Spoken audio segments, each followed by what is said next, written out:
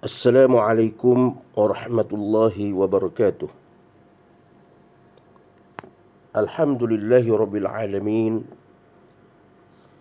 wal aqibatu lil muttaqin wala udwana illa 'alal zalimin. Wala haula wala quwwata illa billahil aliyyil azim. Asyhadu an la ilaha illallah wahdahu la syarika lah. Al-Malikul Haqqul Mubin. Wa asyhadu anna sayyidana Muhammadan abduhu wa rasuluh as-sadiqul wa'dul amin. Allahumma salli wa sallim ala sayyidina Muhammad afdalil makhluqin wa ala alihi wa ashabihi wa man ihtada bihadiyatihi wa istanna bisunnatihi ila yaumiddin. قال الله تعالى أعوذ بالله من الشيطان الرجيم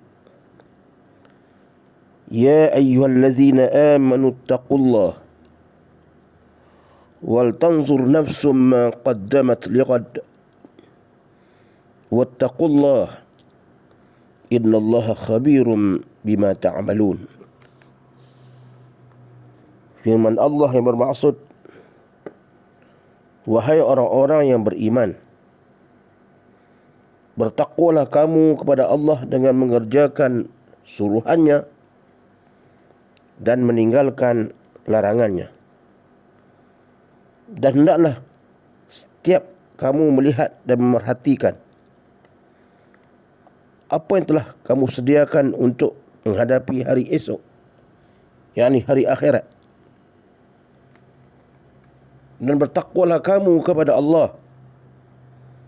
Sesungguhnya Allah amat mengetahui apa yang kamu kerjakan. Yang hormati lagi dikasihi sekalian ahli keluarga saya,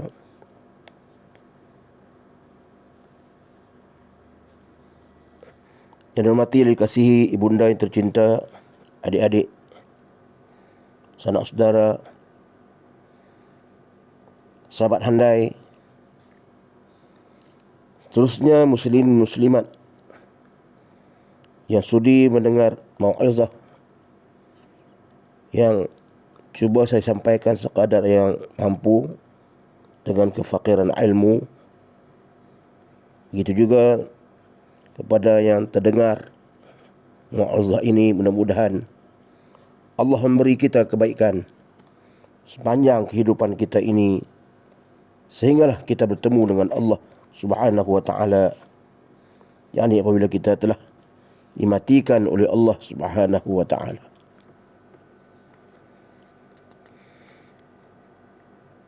Muslimin muslimat yang dirahmati Allah Subhanahu wa ta'ala, marilah kita sama-sama meningkatkan ketakwaan kita kepada Allah Subhanahu wa ta'ala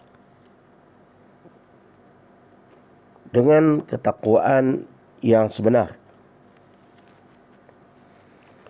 Kerana ketakwaan itulah yang kita akan persembahkan. Kerana ketakwaan itulah sebaik-baik bekalan untuk kita bawa bertemu dengan Allah Subhanahu wa ta'ala.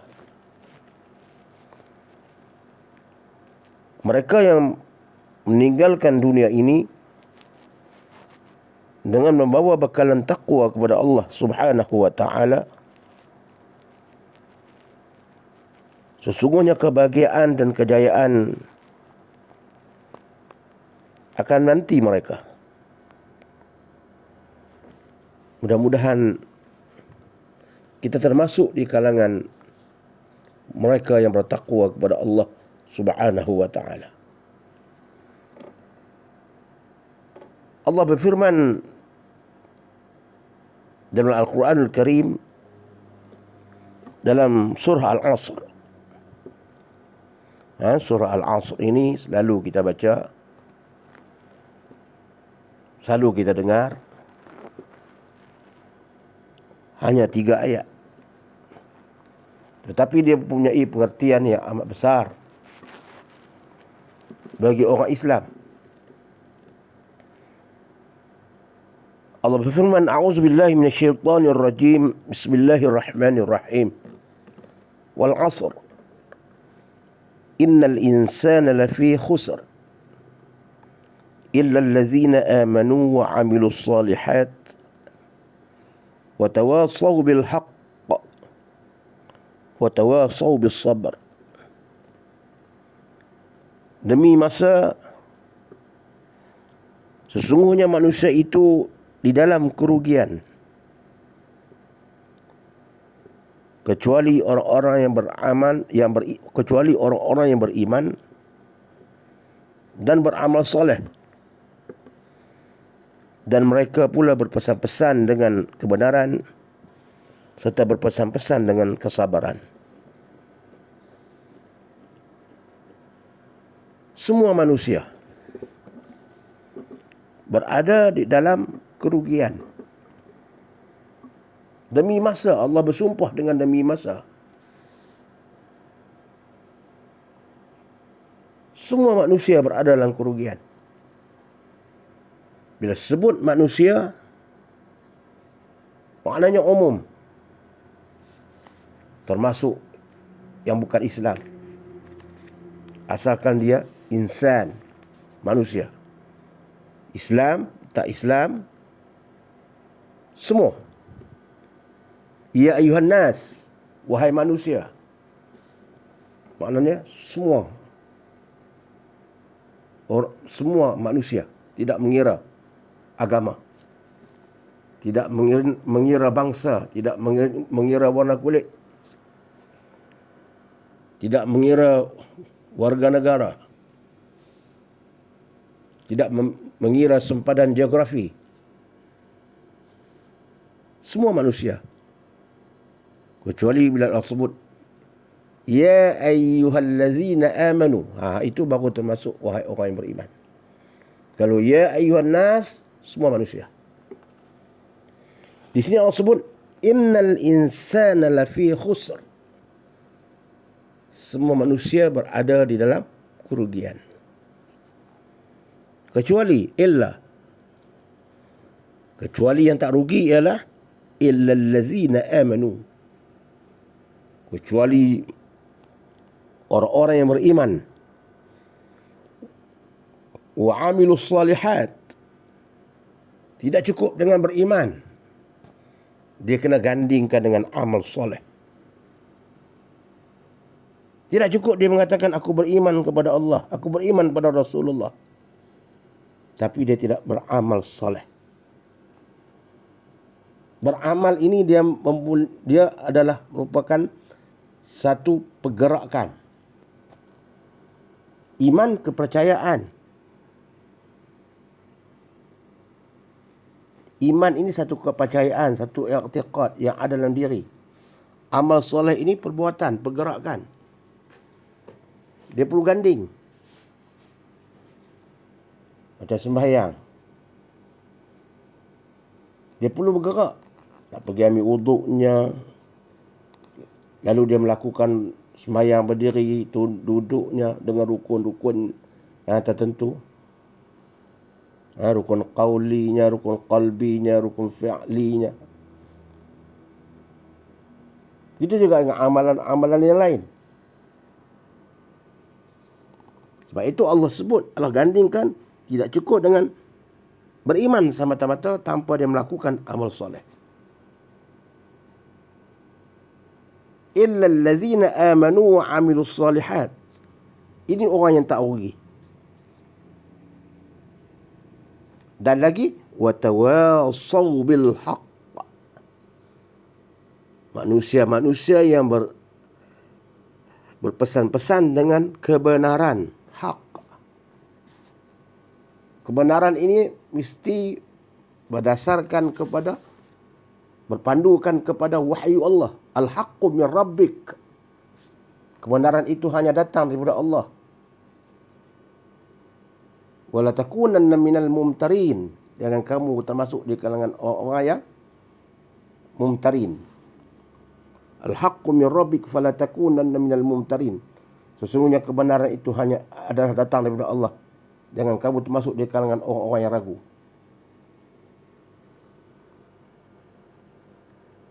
Kemudian watawasau bisabr, dan mereka pesan-pesan dengan kesabaran.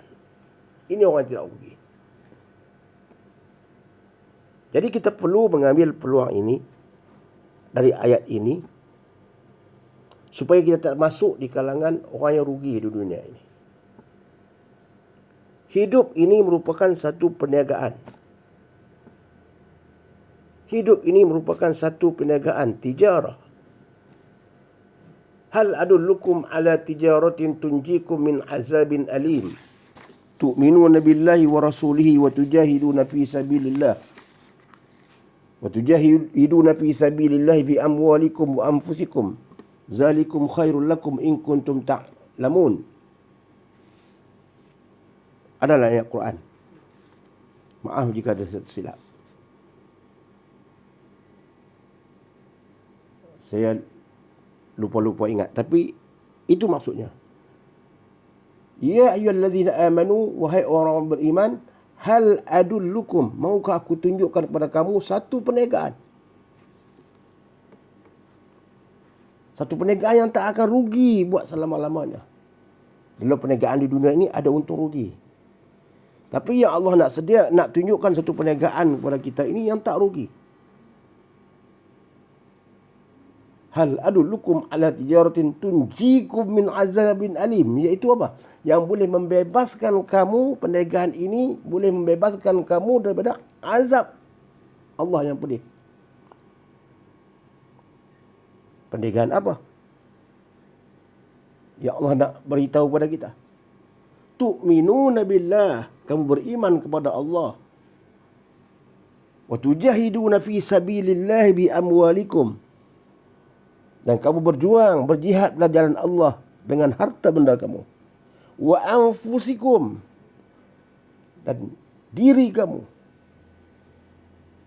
Harta kamu dan diri kamu. Bahkan sampai satu peringkat mungkin nyawa kamu. Zalikum khairul lakum.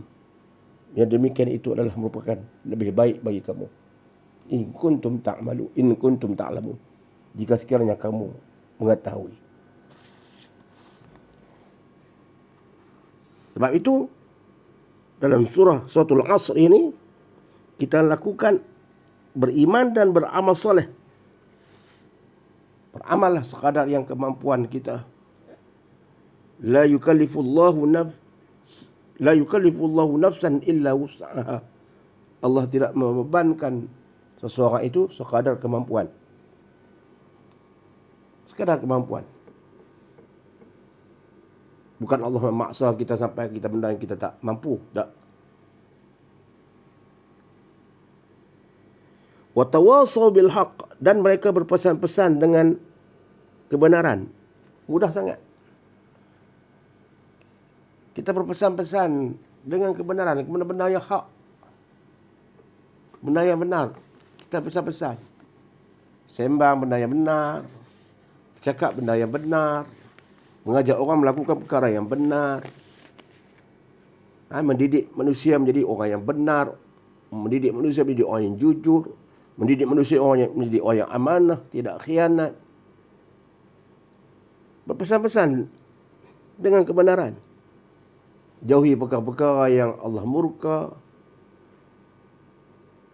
Mendidik generasi yang akan menggantikan kita ini. Anak sekolah contohnya, kanak-kanak sekolah ini, remaja-remaja ini, dengan akhlak yang baik, kerana mereka lah akan mengganti kita suatu hari nanti. Mereka lah sebagai pewaris bagi kita. Kita sebagai contoh. Kita mengajak mereka, berpesan-pesan mereka dengan kebenaran. Bukan kita mengajar mereka dengan perkara yang tak baik.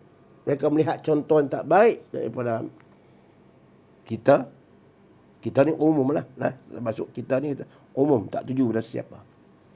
Dengan media masanya, dengan kata-katanya dalam halaman-halaman sosial yang tak baik, maka akan menjadi contoh kepada generasi yang akan datang, akan mengikut.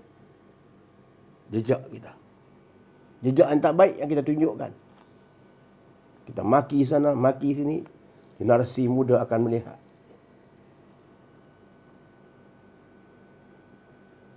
Ini semua perlu kita fahami. Ayah kencing berdiri, anak akan kencing berlari. Pepatah orang tua ada. Ayah kencing berdiri, anak nanti akan kencing berlari. Kita sebagai orang tua, sebagai orang yang berusia, jika kita tidak mendidik generasi-generasi muda tentang adab, tentang akhlak, maka nanti akan timbul generasi-generasi yang akan lebih dahsyat daripada kita. Kita minta jauhilah. Sebab itu semua manusia, semua orang Islam main peranan. Tunjukkan akhlak yang baik. Jika berlaku perdebatan yang sihat. Semua ini menjadi contoh bagi generasi-generasi yang akan datang. Wa tawassaw bil haqq, berpesan-pesan dengan kebenaran, dan wa tawassaw bis sabr, dan berpesan-pesan dengan kesabaran. Sabar kena ada. Walaupun kita berpesan-pesan dengan kebenaran, orang tidak mahu mengikut, sabar. Walaupun kita bercakap, berpuluh-puluh kali kita bercakap, beratus kali kita bercakap, kita nasihat, tidak mahu juga, sabar. Allah kata, sabar. Seperti mana sabarnya Rasulullah SAW dan Nabi-Nabi yang lain.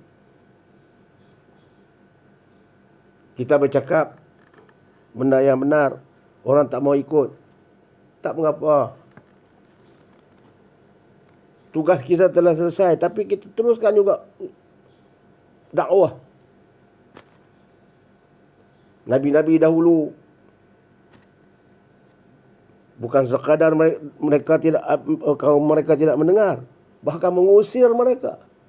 Kita bercakap, tak ada orang usir kita dari tempat kita, tak ada. Kita duduk macam tu aja, macam biasa. Nabi terpaksa keluar dari tanah bumi, tempat tanah lahir dia, negeri tempat kelahiran dia, tempat tumpah darah dia, keluar hijrah. Ada Nabi yang dibelah dengan gergaji. Nabi Zakaria alaihissalam dibelah kepala dengan gergaji oleh kaum dia. Kenapa? Kerana dakwah, kerana untuk bercakap kebenaran. Kita tidak sampai peringkat itu, muslimin muslimat, rahmati Allah. Sebab itu hari ini kita masih berada di awal tahun hijrah. Di awal tahun hijrah. Hari ini kita berada 25 Muharram. Baru lagi dalam kalender Islam 1443 Hijrah.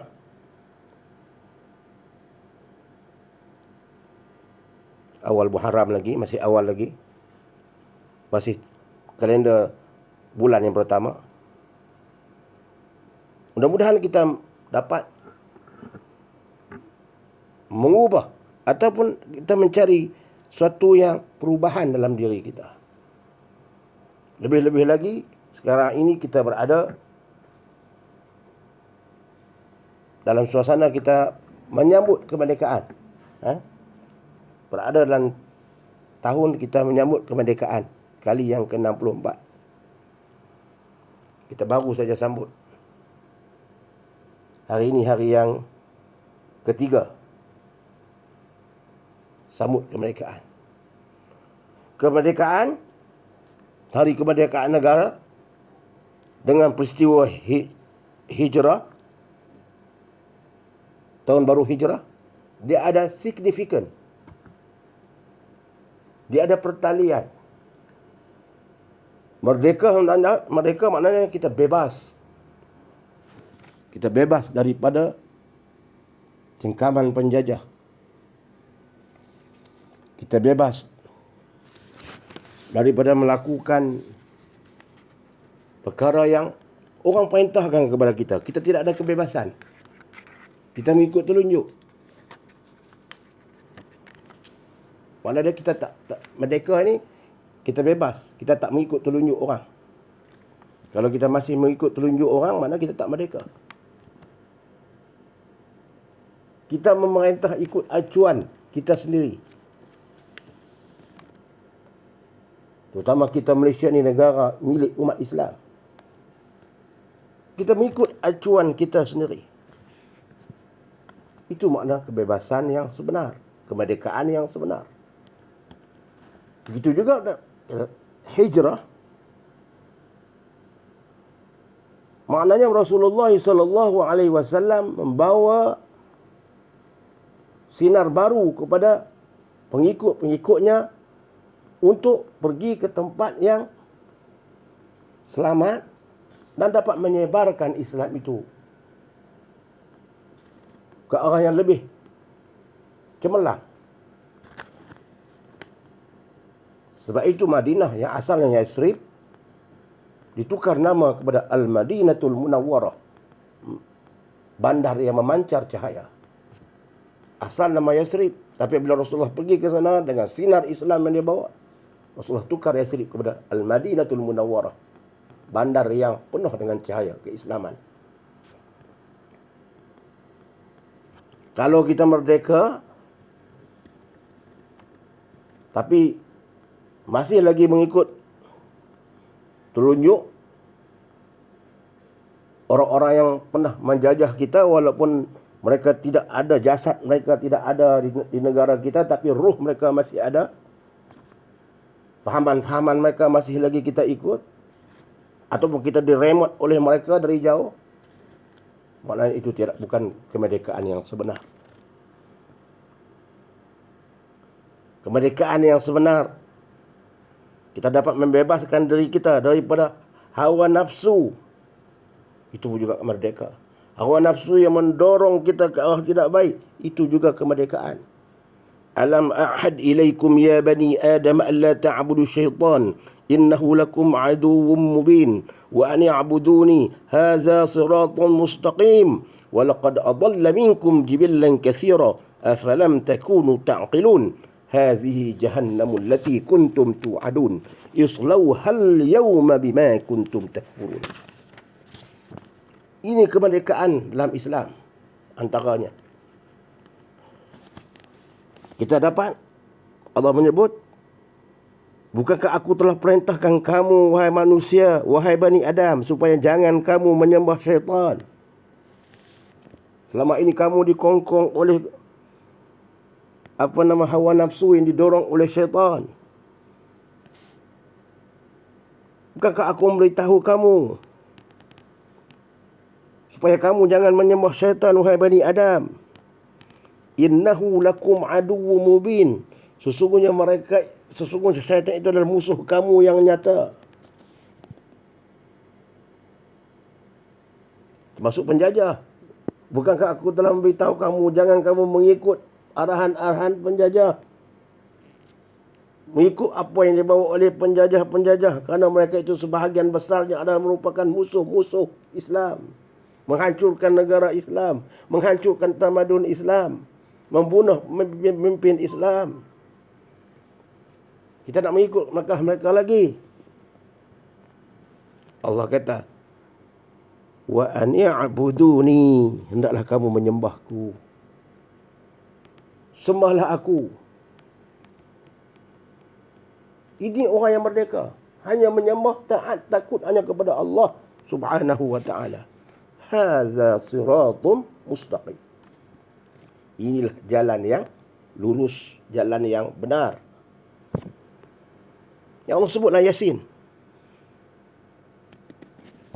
Mudah-mudahanlah bila kita baca Yasin sampai di situ, alam ahad ilaikum ya bani Adam alla ta'budu syaitan innahu lakum aduwwum mubin wa an i'buduni hadza siratal mustaqim, maka Allah memberi ingat kepada kita bahawa jangan kita menjadi orang yang, Allah mengingatkan kita supaya kita menjadi orang yang bebas, orang yang merdeka dari mengikut hawa nafsu syaitan. Ini kemerdekaan yang sebenar. Kalau masih lagi mengikut hawa nafsu, mengikut telunjuk, maka itu bukan kemerdekaan yang sebenar. Muslimin muslimat yang rahmati Allah sekalian, peralihan hari, minggu, bulan, tahun, dia meninggalkan kesan yang mendalam dalam diri manusia. Sama ada kesan yang positif seperti bertambahnya bekalan untuk dibawa ke akhirat, ataupun dia menimbulkan atau dia meninggalkan kesan yang negatif seperti bertambahnya dosa dan maksiat kepada Allah Subhanahu Wa Taala, yang menjadi penyebab manusia dihumban ke dalam neraka, wa'iyazbillah. Surah Al-Asr tadi 3 ayat membayangkan segala apa kepada kita perbezaan di antara dua golongan manusia. Hanya 3 ayat. Tapi di situ dia telah membayangkan kepada kita dua golongan manusia, dua jenis perangai manusia. Golongan yang pertama ialah mereka yang mendapat kerugian, orang yang rugi. Dan golongan yang kedua pula ialah golongan manusia yang boleh keuntungan di dunia dan juga di akhirat. Beramal soleh, beriman dan beramal soleh. Dia berpesan-pesan dengan kebenaran, bercakap-cakap dengan benda yang benar, benda yang hak. Dan dia sabar. Dia punya sifat kesabaran yang tinggi dalam apa situasi pun. Orang nak mengatakan apa-apa kepadanya, dia sabar. Betul kita akhiri apa-apa majlis, kebanyakan dalam majlis-majlis kita akhiri dengan suratul Asr, supaya sabar ditanamlah hati.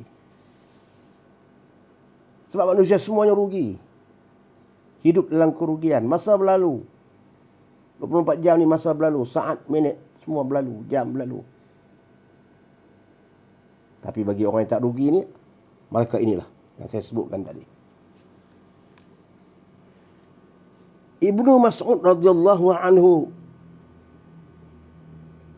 seorang sahabat Rasulullah sallallahu alaihi wasallam, dia meninggalkan wasiat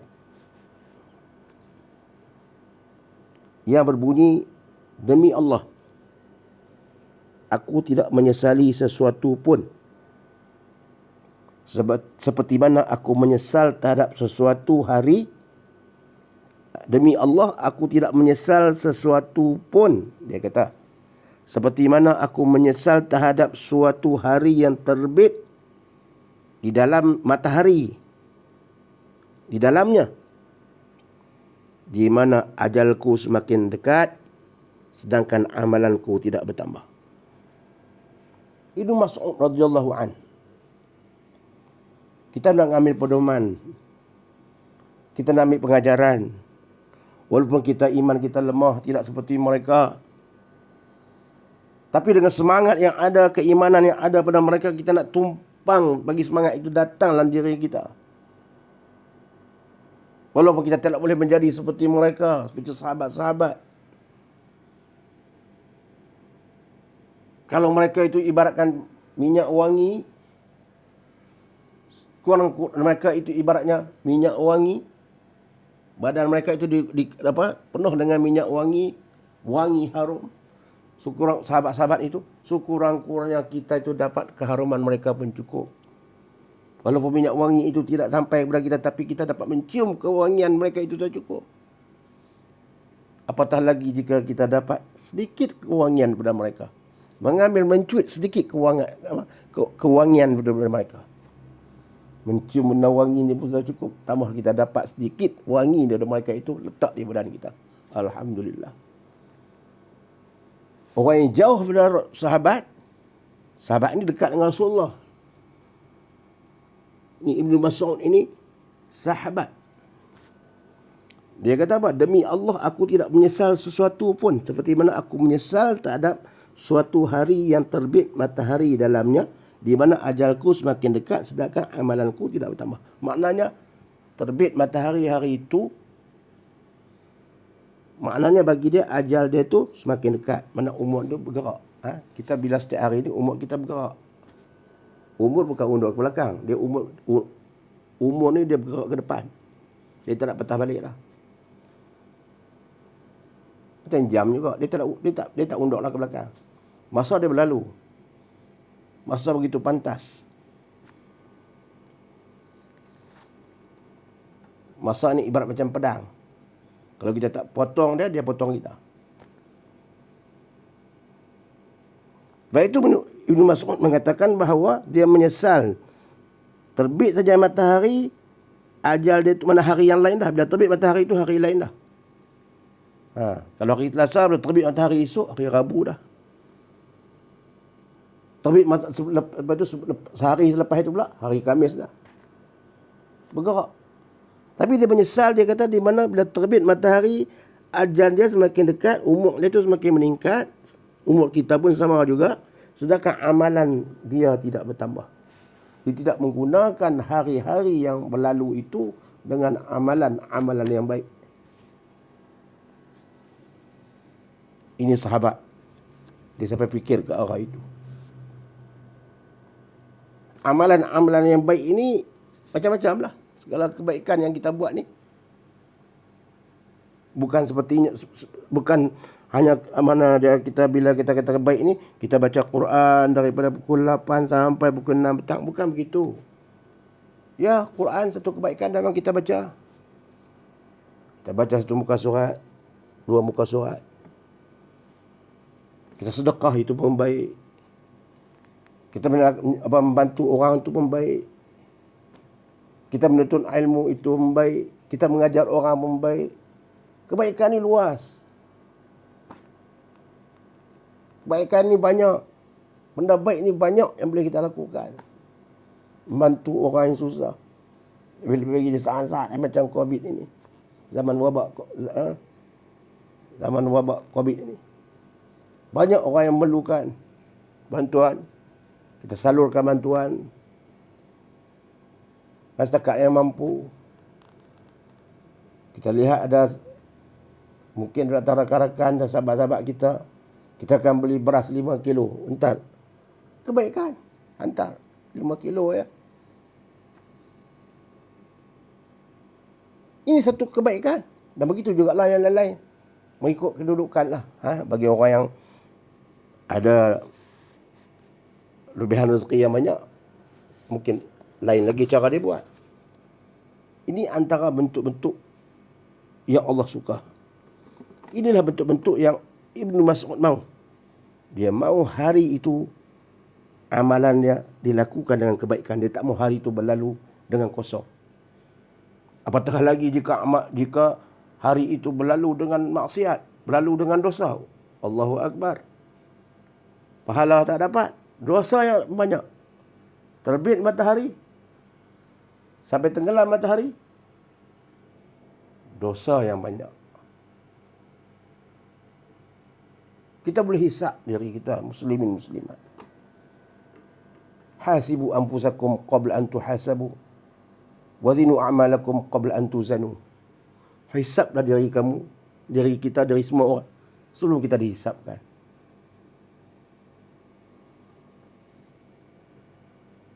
Kemudian timbanglah amalan kamu sebelum kamu ditimbang.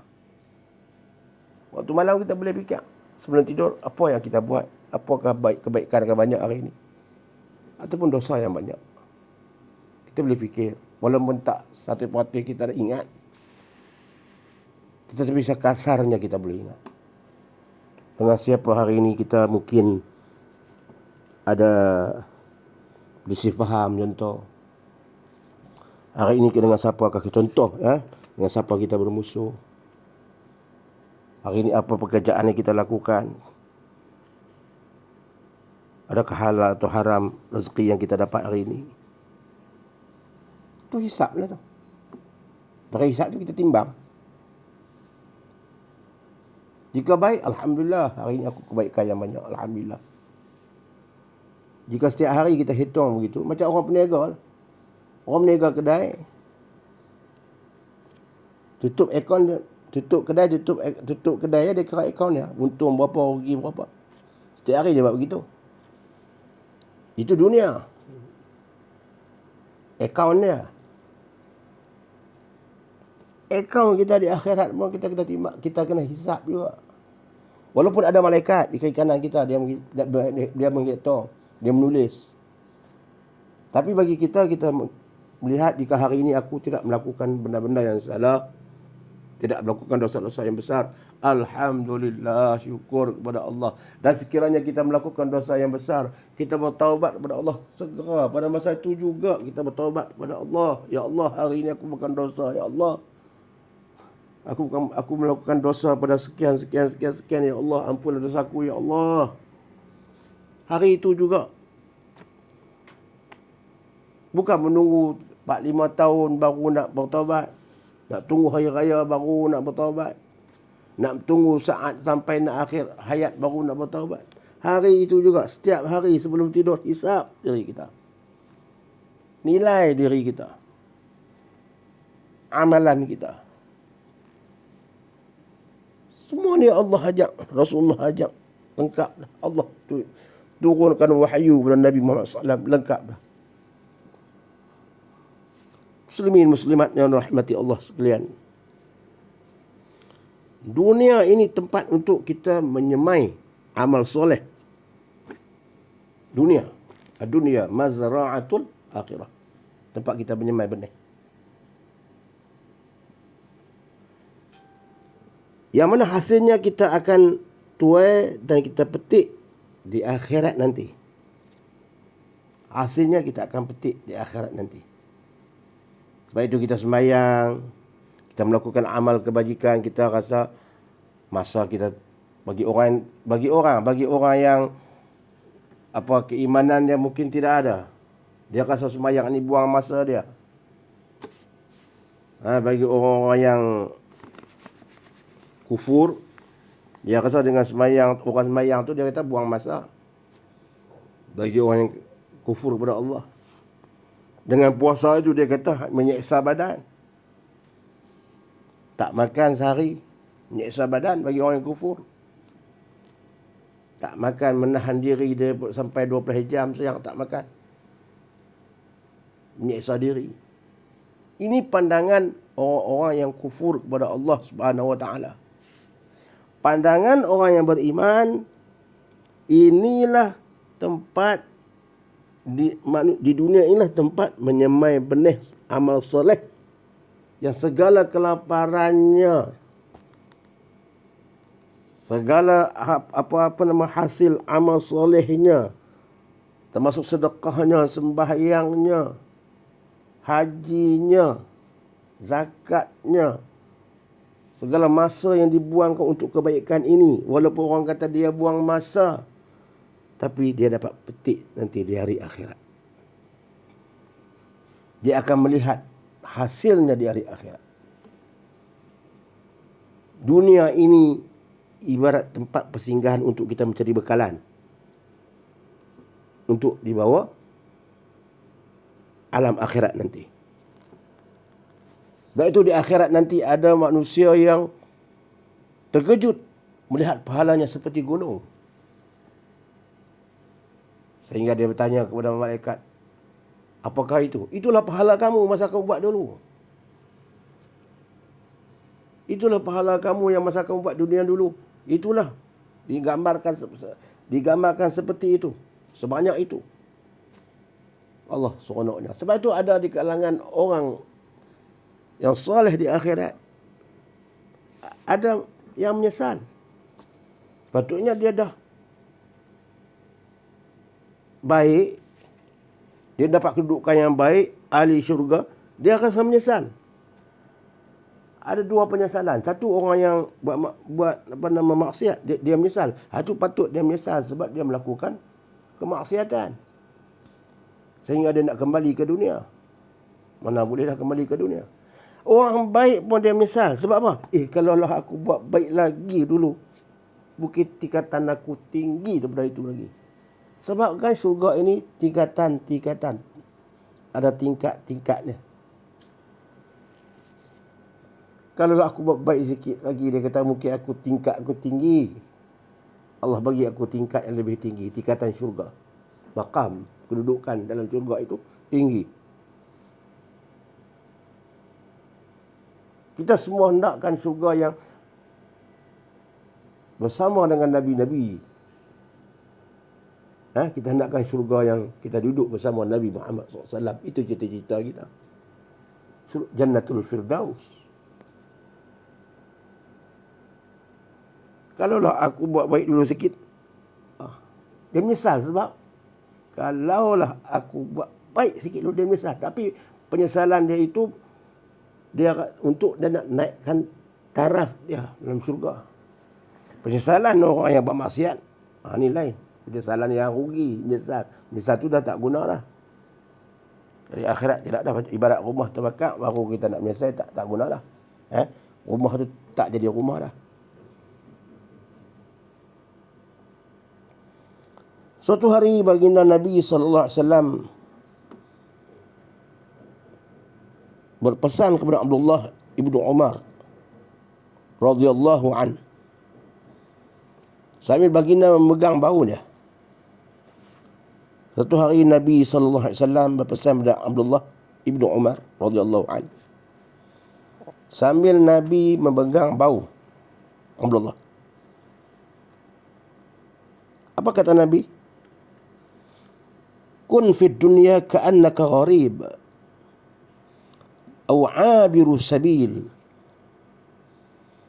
Wa kana ibnu Umar radhiyallahu anhuma yaqul إذا أمسيت فلا تنتظر الصباح وإذا أصبحت فلا تنتظر المساء وإذا أصبحت فلا تنتظر المساء وخذ من صحتك لمرضك ومن حياتك لموتك. Rawahu Al-Bukhari.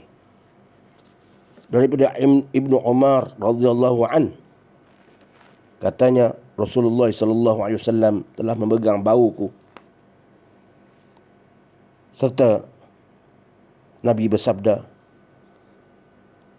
wahai Umar, anggaplah dirimu di dunia ini sebagai perantau. Wahai Umar, anggaplah dirimu di dunia ini sebagai pedagang atau pengembara, yakni seorang yang akan melalui satu jalan. Maka Ibnu Umar berkata, jika engkau berada hidup di waktu petang, maka jangan engkau menunggu-nunggu akan waktu pagi. Ini Rasulullah kata kat dia ni. Jika engkau berada di waktu petang, janganlah engkau menunggu-nunggu akan waktu pagi. Dan jika engkau berada hidup di waktu pagi, janganlah engkau menunggu-nunggu akan waktu petang. Oleh itu, gunakanlah waktu sihatmu sebelum datang waktu sakitmu. Dan gunakanlah waktu hidupmu sebelum datang waktu matimu. Ini pesanan Nabi SAW. Bila kita waktu sihat, kita gunalah untuk kebaikan sebelum datang waktu sakit. Waktu sakit tak mampu nak buat dah, tak percaya dah. Waktu tu kita dah lemah. Kita dah lemah. Tapi anggaplah, walaupun sakit itu kita anggap balik sebagai ujian. Ingat ujian. Jangan kita mengeluh. Jangan kita menyalahkan Allah Ta'ala. Sihat lawan sakit. Hidup lawan yang mati. Susah lawan yang senang. Semua ada. Semua ada gu. Semua ada lawan. Sakit tu, kita buat ibadat cara sakit. Zikir boleh, redha, zikir, semayang cara orang sakit. Jika kita lakukan begitu, kita redha dan kita melakukan amalan-amalan secara orang yang sakit, pahala dapat. Cuma kita nak buat amalan seperti mana masa kita sihat dulu tak boleh lah. Masa kita sihat dulu kita boleh buat banyak pergerakan yang kita boleh buat sebab kita sihat. Tak boleh lah. Tak mampulah kita buat. Tapi cara sakit kita buat amalan cara sakit. Jangan bila kita sakit terus drop terus, kita tak mau buat terus kebaikan. Ini masalah. Inilah satu masalah. Bila sakit itu dia anggap kebaikan itu dia tak boleh buat dah. Kebaikan hanya dilakukan waktu sihat. Tak betul itu. Waktu sihat kita kena buat. Peluang banyak. Waktu sakit ni ujian Allah, dan segala apa yang boleh kita buat sekadar yang mampu kita buat. Zikir, banyak peluang untuk kita zikir.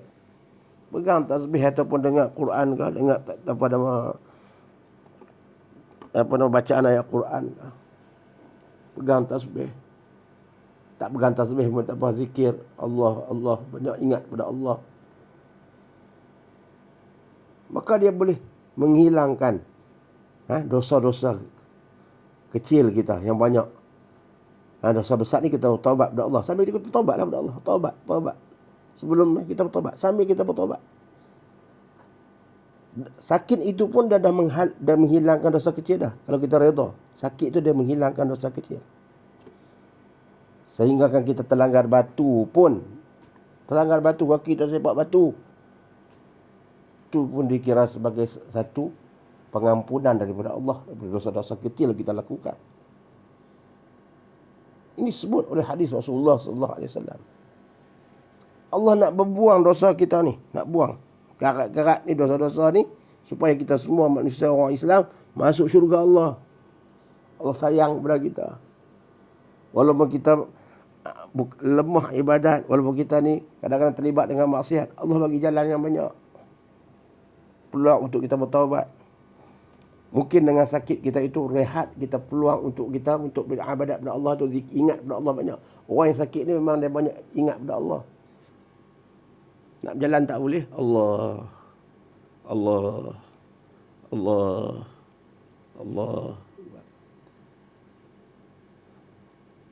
Kadang-kadang baca Yasin. Kadang baca Quran. Nak pergi mana tak boleh, dah sakit. Allah tak mati dari mulut. Mana mendekatkan diri dengan Allah Subhanahu wa ta'ala. Tapi kena semayang tu, kena amalan tu kena buatlah. Satu yang ni cara umum lah, tak tuju pada siapa. Saya tuju pada diri saya dan ahli keluarga semua, saya tuju semua. Tak tuju pada apa ni, tuju pada keluarga saya tak apa, tuju pada saya pun tak apa. Untuk kesedaran kita. Sama-sama kita ambil iktibar. Walaupun kita dalam keadaan sakit, amalan kewajipan yang wajib tetap kita kena tunaikan. Nak pergi haji tak boleh lah kita sakit, duduk hospital. Nak keluar zakat tu mungkin masa belum sampai.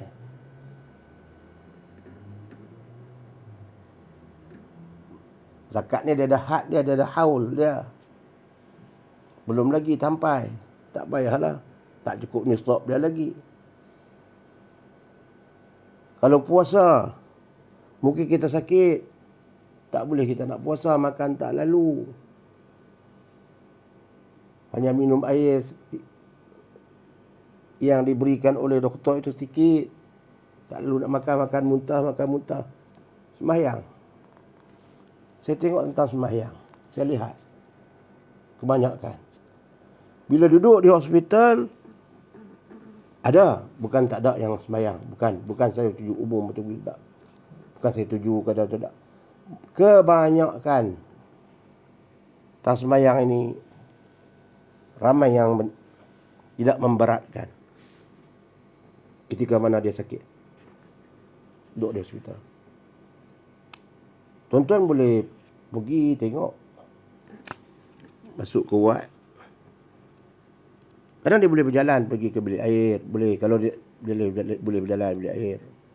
Walaupun dengan bertungkat. Ataupun dengan berteman. Dia boleh pergi bilik air. Tapi bila tahu waktu sembahyang, dia tak lakukan. Padahal semayang ketika itu dia tidak ada benda satu yang dia lepas untuk tak tunaikan. Dia kena semayang walaupun dalam keadaan dia sakit, main duduk. Atas katil itu duduk, hampat duduk, ataupun bawah katil itu hampat tikar, hampat saja duduk, semayang duduk. Ambil air semayang, duduk. Kalau badan dia tak boleh kena air, sakit dia yang tak boleh kena air badan dia, tayamum.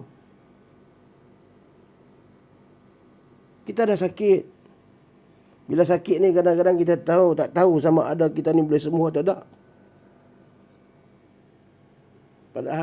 Padahal pada masa itu sembahyang kita tinggalkan. Kerana sakit. Sembahyang. Sebab tu kita semasa sihat ni kita belajar sembahyang. Cara sembahyang duduk. Macam mana sembahyang duduk? Kena belajar. Kerana suatu hari mungkin kita akan sembahyang cara tu bila kita sakit. Hari ni pun kita tengok di masjid surau pun badan sihat tapi terpaksa sembahyang atas kursi lah. Sakit lutut. Kita kena belajar. Tu sembahyang baring pun ada. Kena belajar lagi cara sembahyang baring ni. Mungkin kita duduk pun tak boleh hanya baring saja. Ada kaedah dia. Sampai sembahyang dengan pelupuk mata pun ada. Makna sembahyang itu wajib dilakukan. Bukan kerana dia sakit duduk di hospital. Makna dia diizinkan untuk tinggalkan sembahyang. Ini yang berlaku kebanyakan kepada orang Islam. Sebab apa? Sebab mungkin kefahaman. Mungkin tak tahu cara nak sembahyang duduk. Tapi ada yang sembahyang. Ada, saya lihat ramai juga yang sembahyang atas katil. Ada. Sanggup sembahyang atas katil. Kadang-kadang dia minta anak dia yang tolong spray. Habis sembahyang tu tolong spray. Spray tangan. Basuh muka apa semua. Ada spray dia, ada kas. Tu spray tu. Sembahyang duduk atas katil. Sembahyang. Allahu Akbar. Allahu Akbar. Ta'ajubnya. Sembahyang atas katil tu. Sembahyang di bawah. Dan mudah-mudahan menjadi contoh kepada pesakit yang lain. Orang Islam. Oh, dia sembahyang, aku tak sembahyang. Macam mana? Ini contoh. Ini perkara yang kalau benda yang tak boleh nak bergerak, dia sembahyang dan sembahyang dalam mata, pelupuk mata pun sembahyang. Ambil sembahyang pelupuk mata. Dalam keadaan buaya tangan dapat pelupuk mata. Sebab itu sebelum kita mengalami saat seperti itu, kita kena belajar. Sembahyang duduk. Sembahyang dalam keadaan kita baring. Sembahyang dengan pelupuk mata. Ini kaedah-kaedah.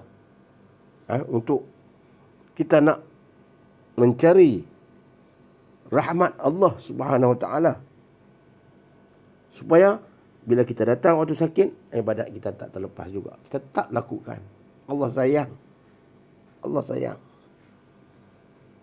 Dan gunakanlah waktu hidupmu sebelum datang waktu matimu.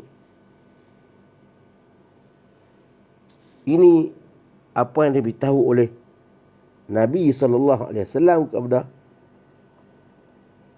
Abdullah ibn Umar. Rebutlah masa dan peluang yang ada ini untuk sama-sama kita melipat gandakan pahala dan kebajikan, dan janganlah kita mazirkan umur yang ada ini dengan tambahkan dosa dan maksiat kepada Allah Subhanahu Wa Taala.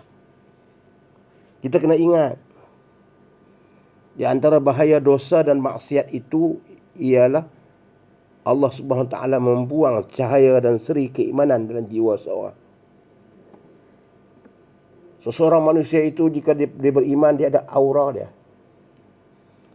Bila Allah buang aura dalam diri seseorang itu, iaitu seri keimanan jiwa seseorang itu, terutama bila seseorang itu melakukan dosa yang besar, dia tidak minta ampun, serta muka dan wajah yang tidak pernah dibasahi dengan wuduk, dan tidak sujud kepada Allah Subhanahu Wa Taala, akan hilang serinya, akan hilang auranya, dan tertutup ia daripada kebenaran, sehinggalah dia tahu yang mana baik tetapi tidak mengikut akan kebaikan.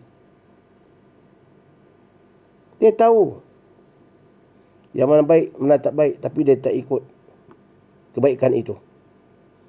Kemudian dia juga tahu yang mana buruk, yang mana tak baik. Dia tahu juga yang mana yang tak baik, yang mana dosa, tapi dia tetap melakukan benda dosa itu.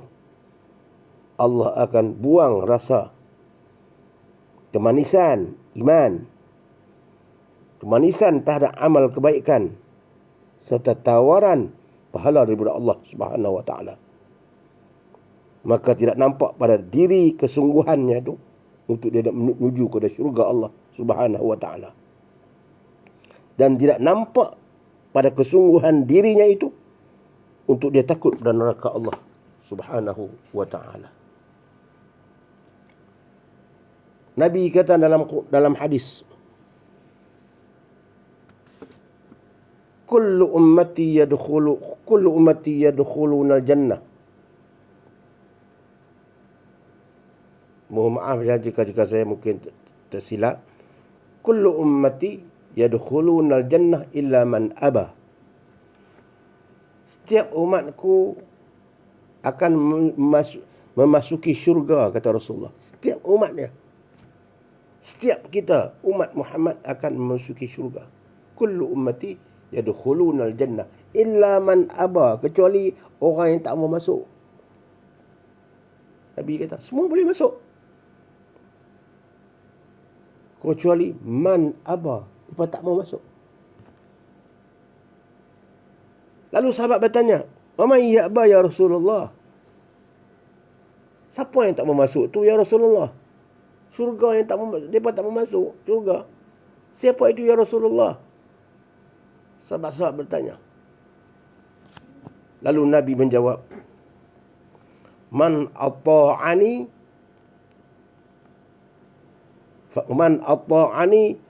dakhalal jannah. Siapa yang taat kepada aku, dia akan masuk syurga. Wa man asani faqad aba. Orang yang ikutku adalah mereka yang akan masuk syurga, dan mereka yang waman asani, dan mereka yang tidak mau mengikutku, mengingkari arahanku, faqad aba, mereka itu enggan nak masuk syurga. Orang yang ikutku, mereka masuk syurga. Orang yang tak mau ikutku, faqad aba, mereka itu enggan nak masuk syurga. Nabi begitu sekali tawaran yang Nabi beritahu. Semua boleh masuk, kecuali yang tak mau masuk. Muslimin muslimat yang rahmati Allah sekalian, dosa dan maksiat ini membuatkan hati manusia ini dia menjadi keras dan degil. Manusia yang banyak melakukan dosa amat susah untuk mendengar nasihat serta menerima nasihat yang baik. Manusia yang banyak melakukan dosa serta tidak bertaubat, dia melakukan dosa tapi tak bertaubat. Jika dia melakukan dosa, dia bertaubat kepada Allah Subhanahu wa taala, Allah akan ampun. Sebab Allah kata, aku Maha Pengampun ni melakukan dosa. Kadang-kadang bangga dengan dosa dia lakukan.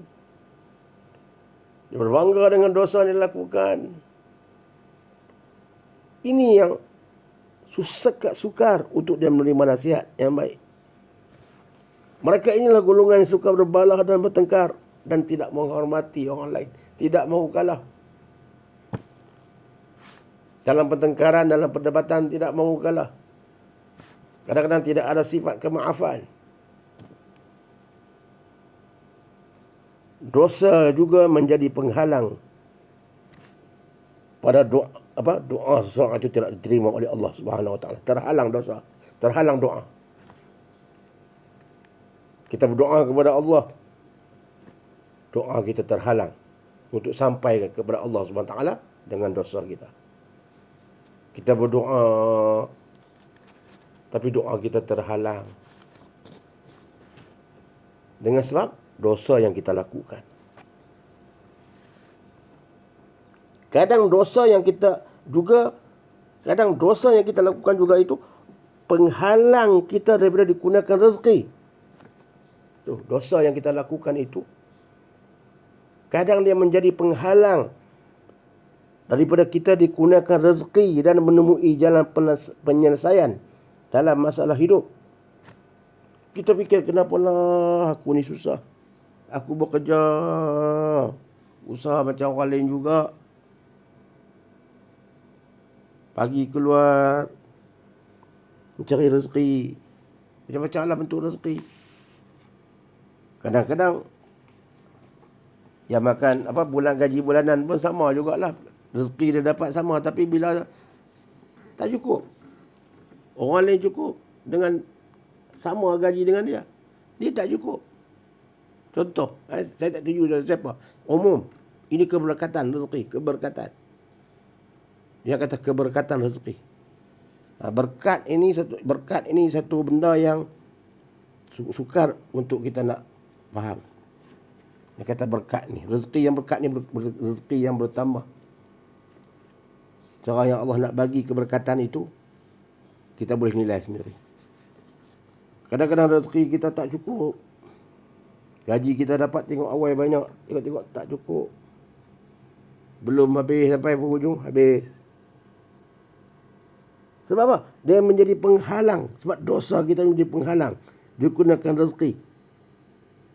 Dimurahkan rezeki. Kadang-kadang kita lihat orang kampung buat benda, rezekinya cukup, buat benda, bermain dengan lumpur. Tapi bila kita balik ke rumah, kita tengok ayah kita, mak kita, adik-beradik kita yang kerja benda, ada duit ya. Kalau kita pinjam duit kat dia bagi. Kita yang kerja bulan ni, gaji bulan ni, tapi pinjam duit kat dia bagi. Pinjam ayah tak ada duit dekat ayah, kurang sikit. Ini menunjukkan keberkatan rezeki Allah. Bahkan mereka kadang-kadang boleh pergi Mekah. Kadang-kadang dengan rezeki mereka itu, mereka boleh beli tanah. Tahu sini ada beli sikit tanah. Hasil benda.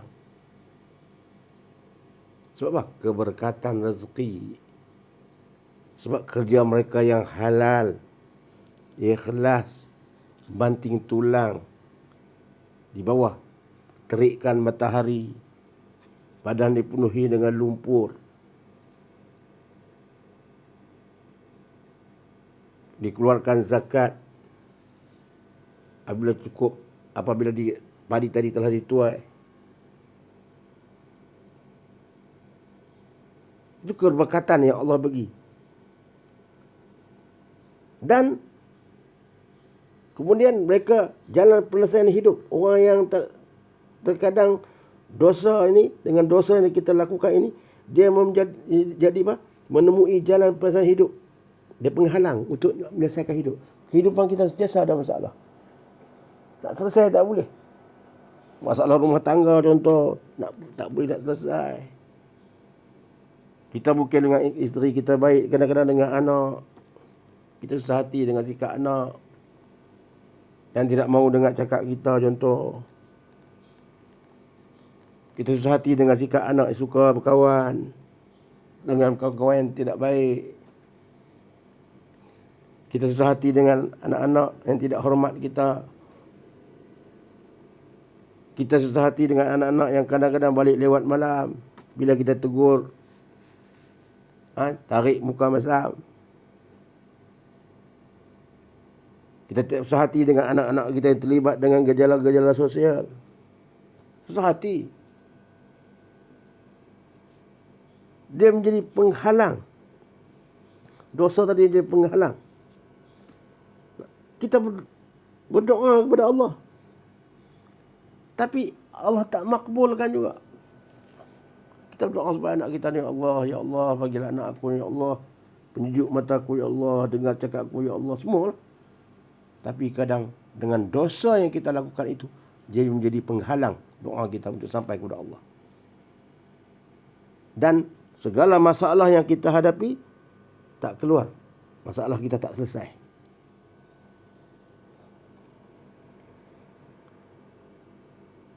Masalah hidup tidak selesai. Wa man yattaqillaha yaj'al lahu makhraja. Barang siapa yang bertakwa kepada Allah, wa man yattaqillaha yaj'al lahu makhraja, Allah akan menjadikannya itu, menunjukkan kepadanya itu jalan keluar, makhraja. Allah akan tunjukkan kepada orang yang bertakwa kepada Allah akan jalan keluar dari masalah. Ini ayat Quran. Selalu digantung. Ayat 1000 dinar.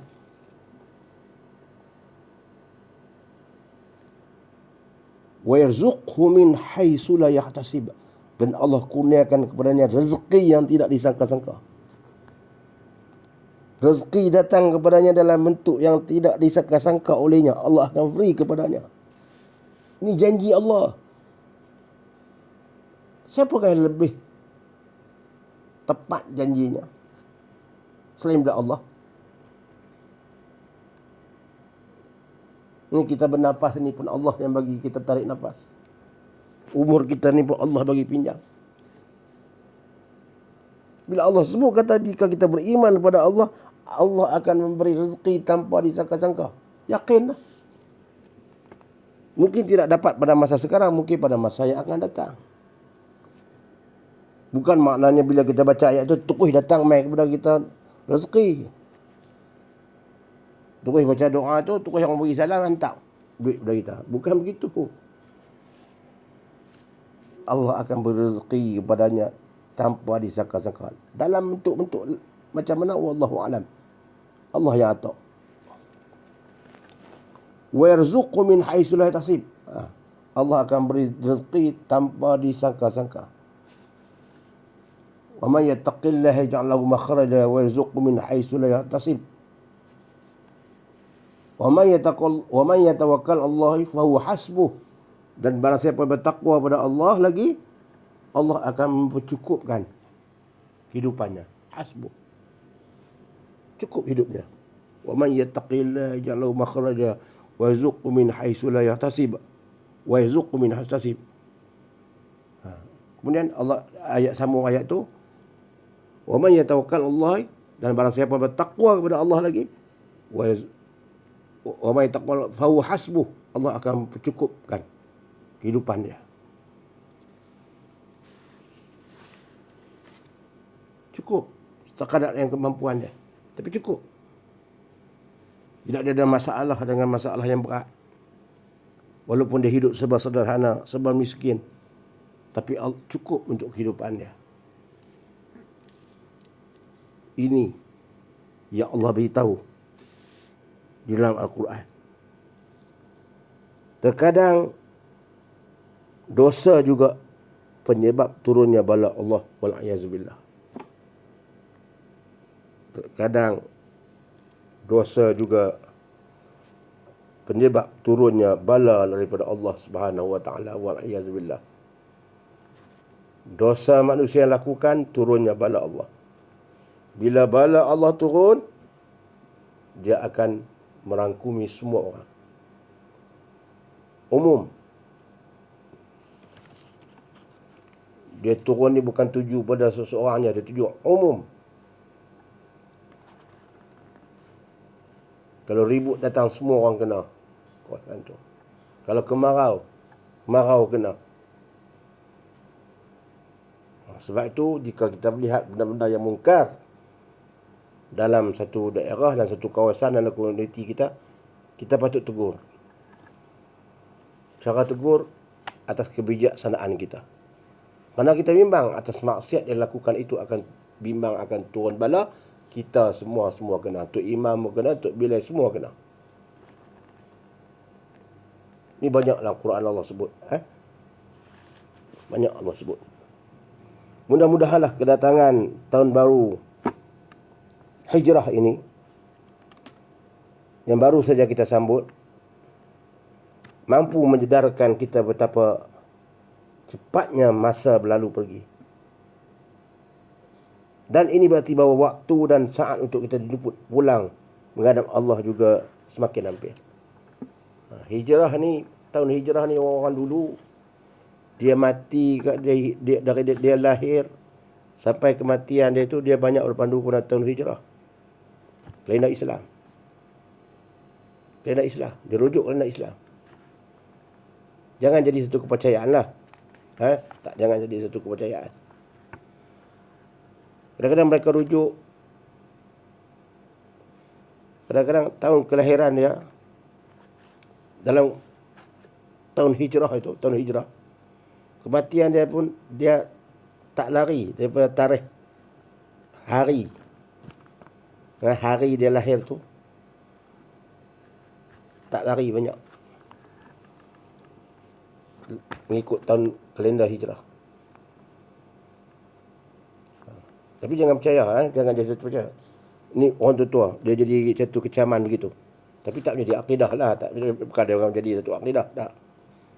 Tengok kalender tu, kelebihan kalender hijrah tu.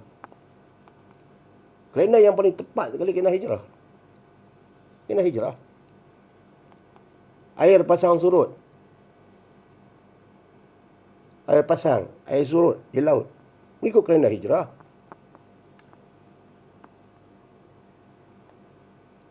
Ibu yang mengandung, datangnya haid, kalender hijrah, rujuk kalender hijrah.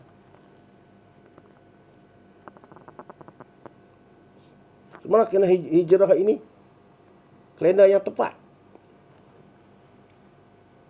Pasang surut air, matahari, kita lihat dalam ahli falak. Ahli falak, dia tahu gerhana. Bukan senang tu, 10 tahun lagi akan gerhana, 5 tahun lagi akan gerhana. Ahli falak, orang yang ada ilmu tentang kelebihan yang Allah berikan untuk ahli falak, dia guna bacaan kalender hijrah. Dia tak guna kalender Masihi. Itu kelebihan kalender hijrah ni. Tepat.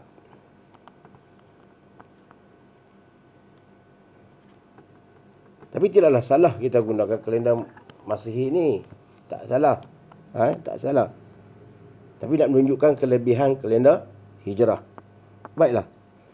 Oleh itu tuan-tuan muslimin muslimat, maka persiapkanlah diri kita dengan amal yang sebanyak mungkin sebagai bekalan kita untuk bertemu dengan Allah Subhanahu wa taala. Yang sudah pasti. Yang sudah pasti. Kita telah bertunang. Kita hidup dengan kematian ini telah bertunang, yang tidak dapat kita putuskan tunang. Cincin sudah di jari. Jika kita bertunang di dunia ini dengan seorang lelaki, dia bertunang dengan seorang perempuan, maka pertunangan itu boleh terlerai. Kadang-kadang tak jadi. Hantar cincin balik.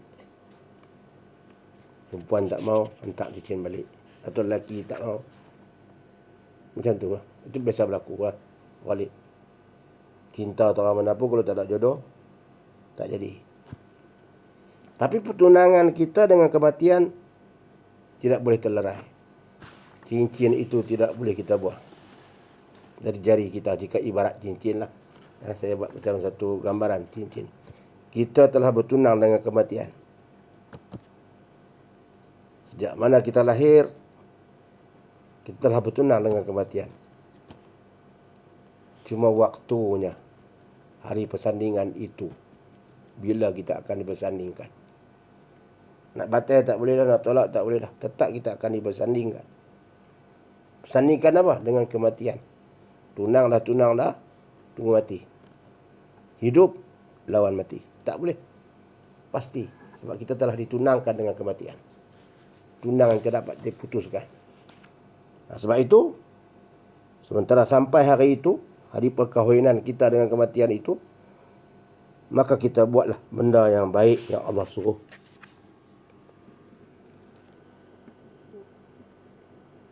La tazulu qadaman 'abdi hatta yus'alu an umrihi fima afnah wa an 'ilmihi fima 'amila fihi wa an malihi min ayna iktasabah wa fima anfaqah wa an jismihi fima ablah. Hadis ini selalu kita dengar, hadis yang masyhur. Sebagai manusia kita banyak benda hadis-hadis ni dia ada kaitan dengan kehidupan kita. Selalu ulama baca. Apa maksud dia? Tidak berganjak kedua-dua kaki seorang manusia di hadapan Allah. Tak berganjak kaki. Kaki itu tak berganjak di mana lagi? Di hadapan Allah. Sehinggalah dia disoal. Dia selesai disoal tentang beberapa perkara. Baru kaki dia boleh berganjak. Pertama disoal tentang umurnya, ke manakah dihabiskan umur itu. Kaki tak berganjak lagi ni. Tak bergerak lagi ni. Ditanya. Hatta yus'alu an umurihi fima afnah. Tentang umurnya, ke manakah dihabiskan umurnya itu. Adakah dihabiskan dengan melakukan ketaatan kepada Allah, ataupun dihabiskan untuk jalan maksiat. Kedua ditanyakan tentang ilmunya. Tentang ilmu pun tanya, Allah tanya. Pada apakah dia beramal ilmu yang dia dapat? Ilmu yang dia dapat itu dia untuk apa? Untuk kegunaan manusia ke? Dia mengajar manusia ke arah kebaikan? Tak kira lah ilmu fardu ain ke, fardu kifayah ke? Dia guna untuk kebaikan. Ataupun dia guna untuk melakukan benda kejahatan. Wa an ilmihi fima amila fih. Ditanya tentang ilmunya, untuk apakah dia beramal, ilmu yang dia dapat. Adakah ilmu yang dia dapat itu semata-mata untuk nak mengejar harta, menjual ilmunya untuk mencari duit, mengumpulkan harta, menjual ilmu agama. Lebih-lebih lagi. Lebih-lebih lagi orang-orang agama menjualkan ilmu agama untuk mencari harta. Ada menggunakan ilmu agama untuk mencari duit. Sedangkan Rasulullah SAW dan sahabat-sahabat dulu berkorban untuk menyebarkan agama. Tidak ada mendapat habuan yang seperti mana yang kita sangka hari ini. Berkorban nyawa, masa, kadang-kadang tidur pun tidak menentu tempat. Nak mencari ilmu dan menyebarkan ilmu. Disalinnya kulit-kulit ilmu itu di kulit-kulit haiwan, di batu-batu. Dikumpulkan Al-Quran itu, dibukukan Al-Quran itu. Sahabat-sahabat merantau dari jauh menuntut kepada Rasulullah SAW. Ketika wafat Rasulullah SAW, sahabat-sahabat mencari ulama-ulama, sahabat-sahabat Nabi yang dekat, menuntut ilmu lagi. Kemudian pulang mereka ke kampung mereka, mereka dakwah. Mereka tidak mengumpulkan harta dengan ilmu mereka. Yatafaqahu fid din. Mereka mempelajari agama. Waliyunziru qaumahum. Mereka memberi peringatan pada kaum mereka. Ketika mereka pulang ke tempat mereka. Mereka memberi peringatan pada kaum mereka tentang azab Allah, tentang perintah Allah. Dengan ilmu yang mereka pelajari bertahun-tahun. Mereka pulang ke kampung dengan mengajak manusia untuk memperingati apa yang Rasulullah tinggalkan. Bukan mengumpulkan harta. Ini soal nanti di akhirat akan disoal.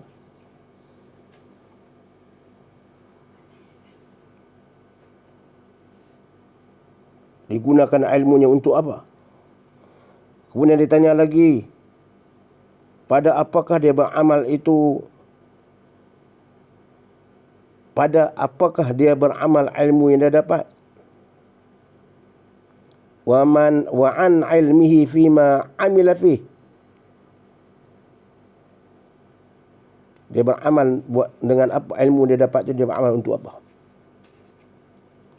Hanya semata-mata untuk nak kejarkan duit, nak kejarkan kesenangan.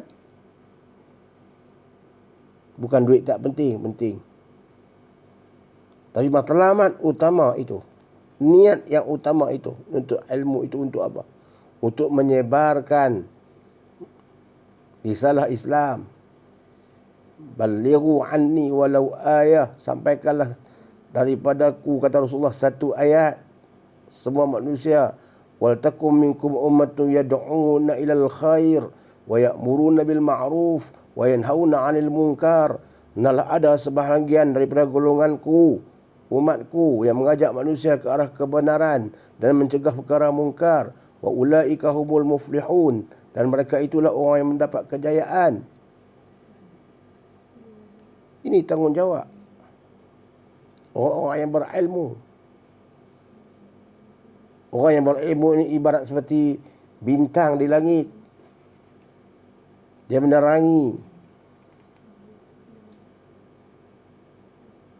kegelapan malam. Ini tanggungjawab orang-orang yang berilmu. Di akhirat besok ditanya semua. Ditanya, tak kira lah ilmu apa pun, semua ditanya. Lebih-lebih lagi lah ilmu agama, sebab dia ada kaitan dengan agama, dengan apa? Rasulullah SAW, dengan pusaka Rasulullah, Al-Quran dan hadis. Ilmu lain pun dia tanya juga, bukan kata tak tanya. Kemudian wa an malihi min ainak tasabah, tentang hartanya, dia peroleh ke mana, dari mana dia dapat. Wa fima anfaqah, dan ke mana dia belanja. Harta ni dua tu andanya. Satu, dari mana dia dapat, sumber yang mana, dari sumber yang mana, halal ke haram. Kemudian dia belanja pula ke mana. Baik, dia dapat benda, dia dapat dari yang halal, alhamdulillah. Tapi dia belanja pula ke mana?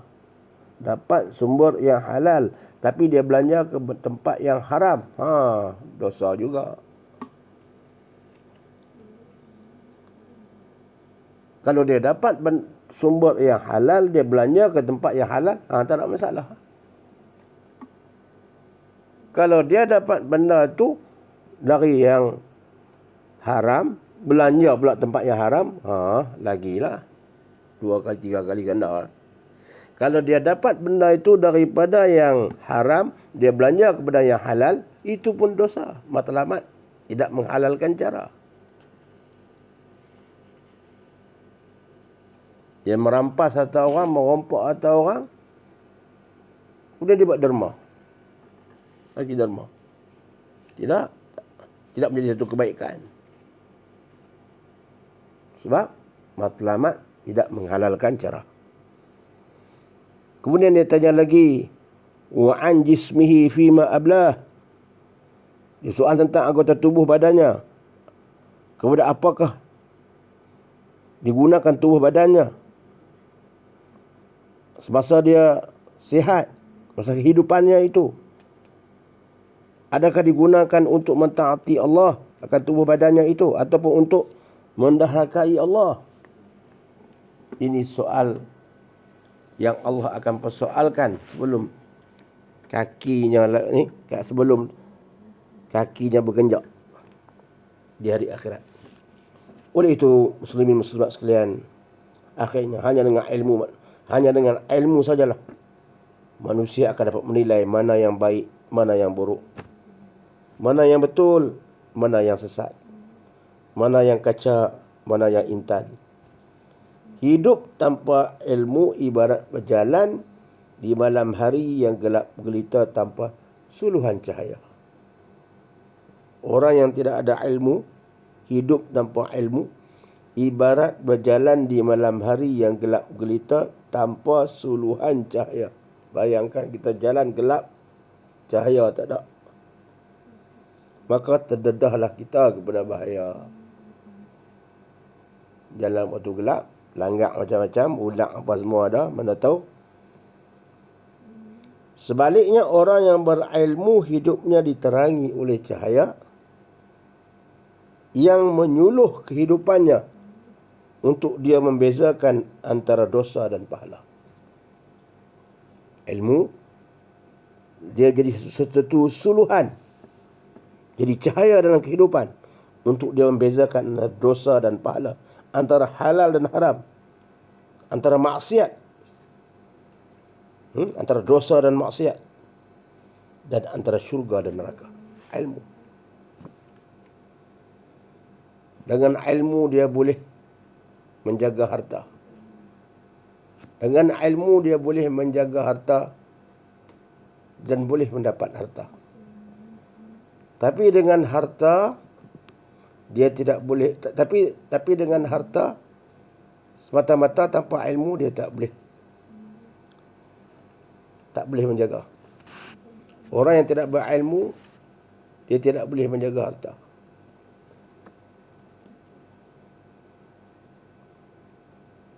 Orang yang berilmu dia boleh menjaga harta. Sebab itu ilmu penting, perlu ada dalam diri manusia. Akhirnya saya rasa sekadar itulah yang dapat saya sampaikan. Tahun baru hijrah, ke manakah matlamat hidup kita? Sama-samalah kita renung, termasuk diri saya dan keluarga saya. Marilah kita buat, kita timbang diri kita, amalan kita sebelum amalan kita ditimbang oleh Allah Subhanahu Wa Taala di hari akhirat.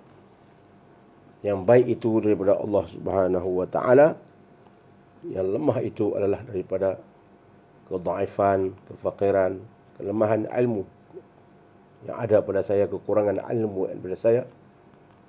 Apa yang sampai ini tidak lain tidak dua adalah untuk, apa yang disampaikan ini adalah tidak lain tidak bukan untuk kebaikan semua manusia, termasuk diri saya dan semuanya.